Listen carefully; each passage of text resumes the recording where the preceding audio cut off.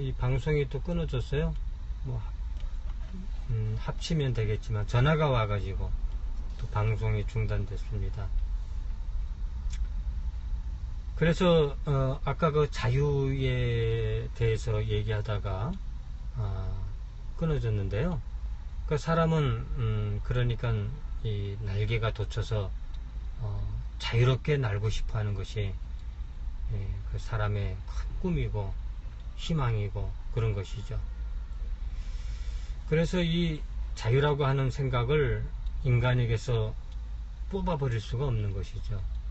나도 저렇게 새처럼 또 나비처럼 자유롭게 어디든지 날아가고 싶다 하는 그런 본능, 그 인간의 본질, 소위 우리 인간의 본질을 자유라 이렇게 생각해 볼 수가 있습니다.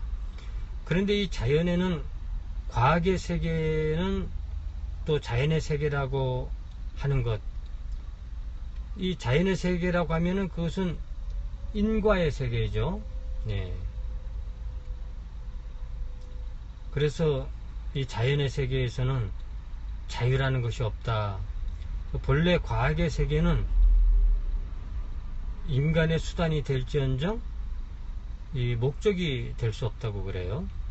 왜 그런가 하면 인간의 목적은 자유인데 과학 속에는 자유라는 것이 없기 때문이다.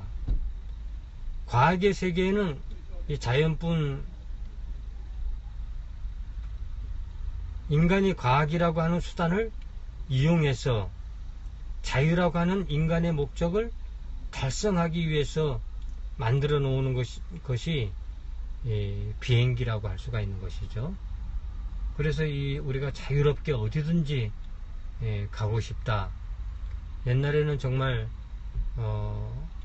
이 대한민국이라고 하는 이 좁은 땅덩어리에서도 저 멀리 뭐 강원도라든지 충청도라든지 그 정도의 거리에서도 한번 그 한양에 가려고 하면은 단단히 보찜을 지고 며칠 식량을 준비해서 그렇게 길을 떠나야 그 한양에 도착하는 거 아닙니까? 또 빨리 가려면은 말을 타고 가야 되는 것이죠. 그래서 이 자유라고 하는 것이 인간의 목적이다, 그런 거죠. 자유라는 것이 인간에게 없다면 인간이 될 수가 없습니다. 이 자유라는 것이 인간의 본질이라 이렇게 보아야겠습니다. 그래서 인간이 자꾸 자유를 찾으려고 하는 것이죠. 요즘은 우리가 이 과학의 힘을 빌려서 이 자유를 만들어가고 있지만 옛날에는 이 도구가 발달되지 못했으니까 이 도덕을 가지고 이 자유를 만들려고 했습니다. 요새는 비행기를 타고 날아다니지만은 옛날 사람들은 비행기를 타고 나르는 것이 아니라 자기가 자기를 타고 날아다녀야 되겠다 하는 이런 생각을 하게 됐어요. 그래서 이 날아다닌다라고 하여 기체 이런 말을 썼습니다. 그래서 옛말에 선생님은 날아다니는 사람이라고 해서 기체 후 일향 망강하십니까? 라는 말을 자주 썼어요. 선생님이라는 말이 바로 학생들에 비해서 좀 더 많은 자유를 누리는 사람이라는 이러한 뜻을 가지고 있는 것이죠.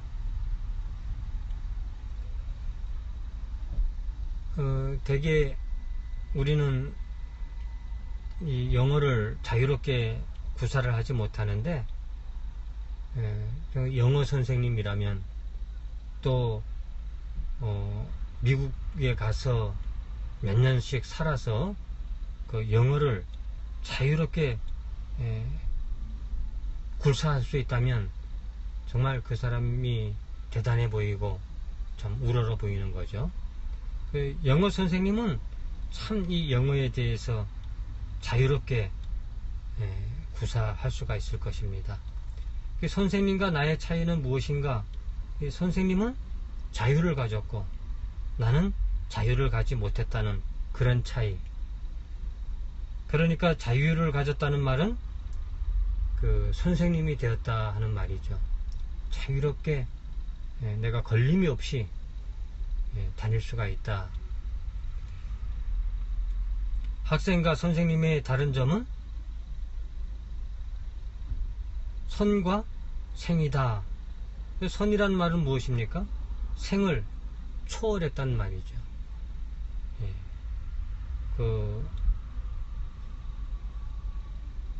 그래서 자유를 얻은 사람이 선생님이고, 그리고 옛날에는 이것을 도가 통한 사람이라.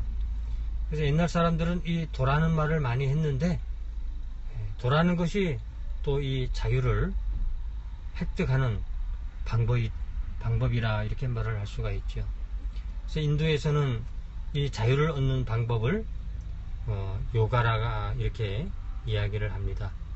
요즘 뭐 효린의 민박 뭐 유명하게 재미있게 또 방송을 가끔 보기도 합니다만은, 그 이효리가 그 요가를 배워 가지고 뭐 또 그 민박집 손님들에게 가르쳐 주기도 하고, 그리고 자기 자신도 많은 변화가 있었다, 이런 이야기를 들을 수 있는 것이죠. 그래서 이 요가란 말이 동양식으로 번역을 하면 도라는 말로 번역을 할 수가 있습니다. 이 도를 통하는 방법이 무엇인가가 문제가 되는 것인데, 그래서 이제 석가시대에 불교만큼이나 세력이 큰 종교가 있었는데, 그 종교의 이름이 뭐냐면 자이나교라고 그래요. 그래서 이 불교의 개조가 석가모니라면은 자이나교의 개조는 마하비라는 사람인데, 교조겠죠. 교조. 마하비라는 말의 뜻이 이긴 사람이라는 그런 뜻인데요. 불교로 말하면 마하바냐 라는 것과 마찬가지라고 볼 수가 있습니다. 그래서 지금도 인도에는 자이나교가 존속되고 있는데, 그런데 이 자이나교하고 불교하고의 차이가 무엇인가 하면은, 이 자이나교는 고행이라는 것을 주장을 했고, 불교는 참선이라는 것을 주장을 했다는 것입니다. 그래서 이 참선이라는 것도 요가의 하나라고 할 수가 있는데요. 요가라는 것이 자기 수련의 방법인데, 이 참선을 주된 방법으로 삼는 것이 불교다. 그래서 이 참선이라는 것은 몸을 곧게 해서 심호흡을 깊이 하고 천천히 호흡해 나가서 피순환을 이렇게 느리게 함으로써 나중에는 거의 의식이 없는 지경까지 도달하게 된다고 합니다. 그래서 결국에는 마음이 평정이 되고 거울처럼 맑아져서 그때 그림자가 비치게 되는데, 아름다운 것이 오면 아름답게, 추한 것이 오면 추하게 비치게 된다고 합니다. 다시 말해서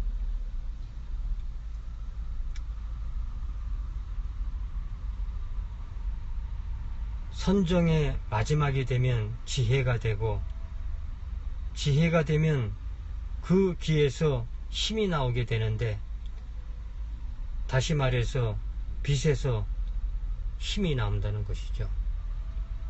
그래서 우리 이 빛에는 힘이 함께 존재하고 있는 것이죠.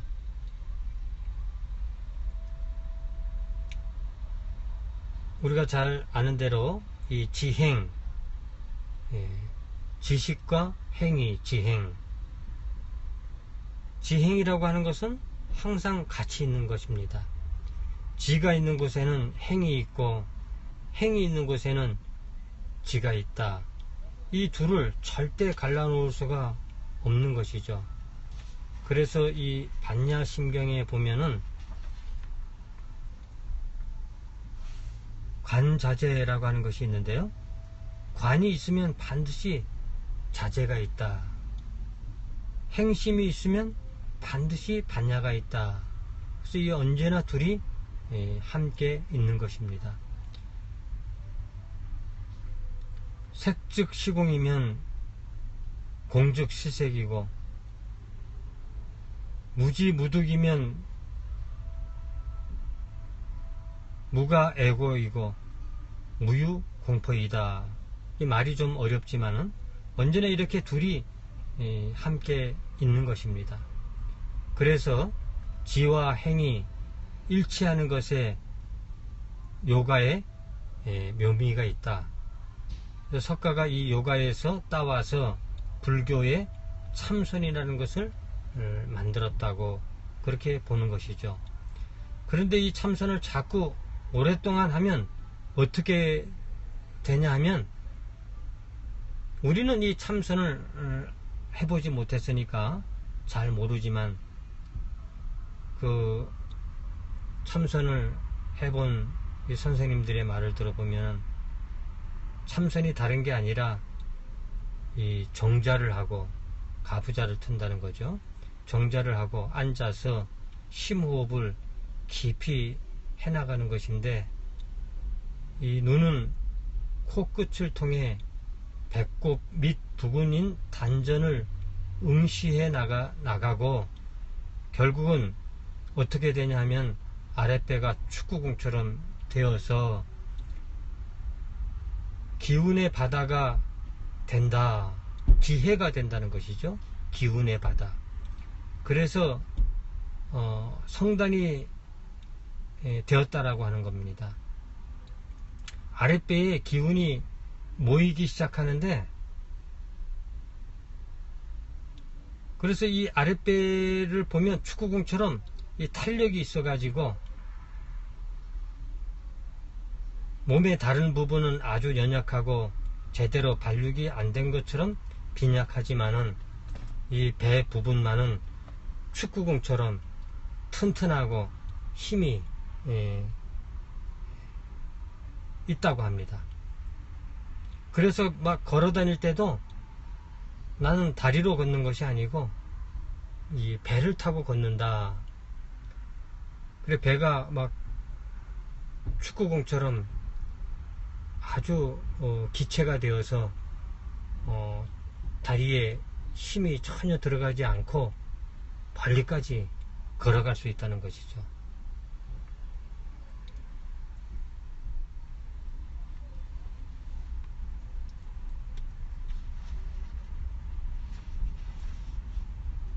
이렇게 산을 오를 때도 다리의 힘으로 산을 오르락 내리락 하는 것이 아니라 이 단전의 힘, 이 배의 힘, 배를 타고 마치 발이 없이 날아다니는 사람처럼 그렇게 산길을 오르락 내리락 할 수가 있다는 것이죠. 사람이 기체가 되어서 이 정도라면 예수님 같으면 충분히 이 무리를 걸어가지 않았을까, 이런 생각도 해봅니다. 우리 예수님은 그 어떠한 인류의 그 선생님 위에 선생님이시니까요. 향카라도 무리를 걸어갔다고 하는데, 우리 예수님이 무리를 걷는 것은 문제될 것이 없었을 것이다, 이렇게 생각을 합니다. 하여튼 인간이 자연을 지배할 수 있는 능력이 어디선가 생길 수 있다는 생각을 해보는 것이죠.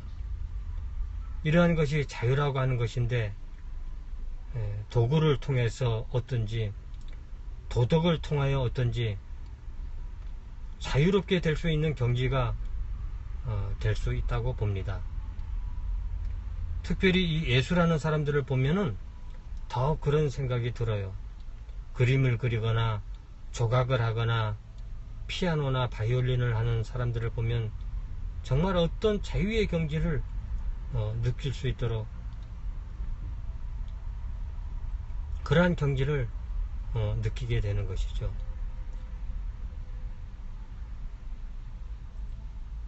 예, 피아노 연주, 이런 달인의 경지에 오른 이 연주가들의 연주 소리를 들어보면은 그런 생각이 안 할 수가 없습니다. 붓글씨라고 해도 그렇죠. 우리는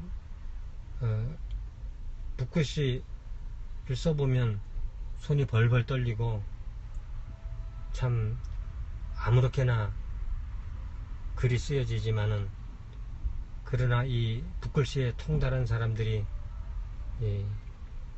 걸레를 가지고 먹을 묻혀 글씨를 써도 아주 멋진 글씨가 된다고 하지 않습니까? 그래서 이 예수라는 사람들의 이 얘기를 들어보면 어느 순간에 뭐 작곡을 하든 연주를 하든 붓글씨를 쓰든 어느 순간에 자기가 한 것을 보고 자기 글씨를 보고서도 참 이만하면 됐다 하는 그런 느낌을 가지게 된다고 합니다.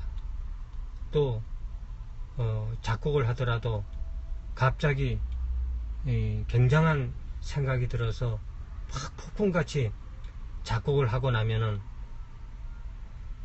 야, 이것이 정말 내 힘으로 쓴 것이 아니라, 내 힘으로 작곡한 것이 아니라 신이 작곡을 했다 하는 그런 생각이 든다는 것이죠. 뭐 그러한 경지까지 가야 무엇인가 되는데, 그런 것이 소위 무의, 자연이라 하는 것이 아니겠습니까? 신이 쓴 것이라야 명필이 되는 것이고, 신이 작곡을 한 것이어야 정말 그 곡이 수많은 사람 누구나 들어도 정말 멋진 음률이 나온다라고 볼 수 있는 것이죠. 우리 예수님도 신이 통했다고 하면은 이 무리를 걸어갈 수 있지 못할 것이 없지 않느냐. 하여튼 인간에게는 무엇인지 모르지만 인간 이상의 능력을 나타낼 수가 있다. 이것이 곧 신의 능력이 아니겠는가, 이런 생각을 해봅니다. 그러한 능력의 본질이 곧 신이라고 할 수 있다면, 그러한 신이 있다면 역시 이 우주도 창수할 수 있고 자연도 지배할 수 있지 않겠습니까? 예수님이 물 위를 걸었어요. 그것도 파도가 치고 풍랑이 이는, 도저히 사람의 힘으로서는 물 위로 걸을 수 없는 그런 상황에서도 우리 예수님은 물 위를 걸었습니다. 우리 예수님은 신이 통할 때 보리떡 2개와 보리떡 5개와 물고기 2마리로도 5,000명을 먹이는 기적도 일으켰어요. 그 자연을 넘어선 세계, 그런 것을 우리는 자유라고 할 수 있지 않습니까? 요즘은 세상이 너무 좋아져서 미국을 간다 하더라도 비행기를 타고 하루면은 미국을 갈 수 있는 거 아닙니까? 하루도 걸리질 않죠.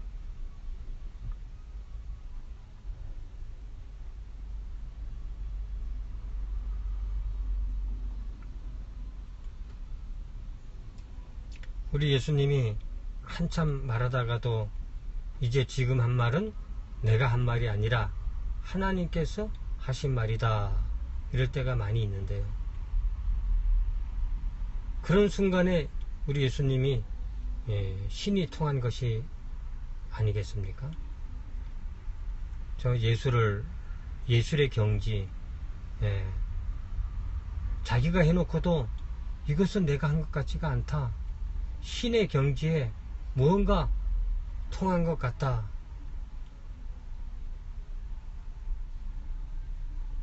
신이 통한다, 그럴 때 우리가 자유를 느낄 수 있는 것이고, 우리가 해탈이라고 하는데 자연을 벗어난다는 안다는 것인데, 사람에게는 이러한 자연을 벗어날 수 있는 그런 능력을 가지고 있다.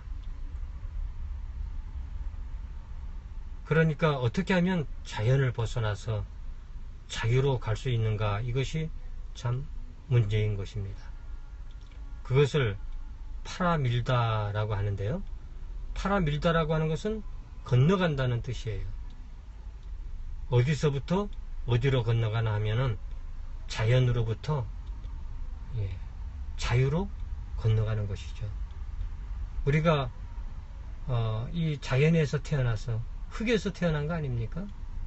흙에서 태어나서 흙에서 죽는 것이 아니라 자유를 가지고 하나님께로 돌아가는 것이죠.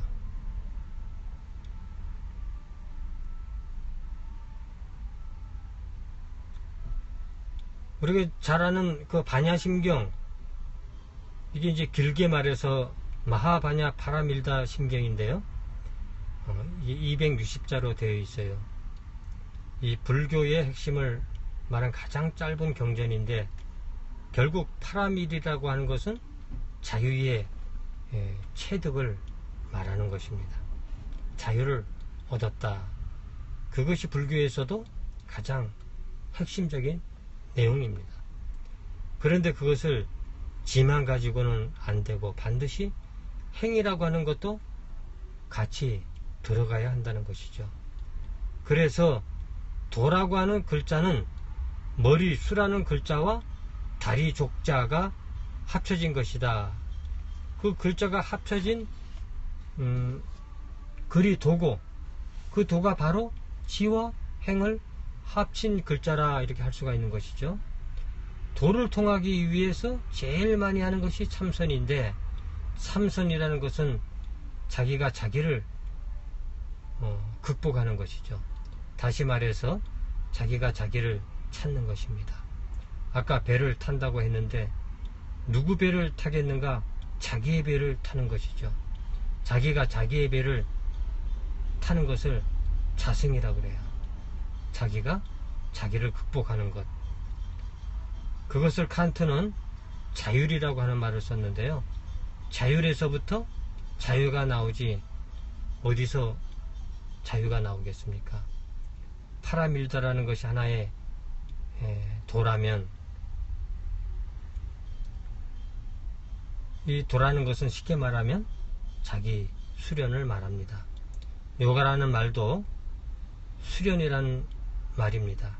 자기를 자꾸 수련해 가지고 자유로운 경지까지 몰고 가는 것이죠.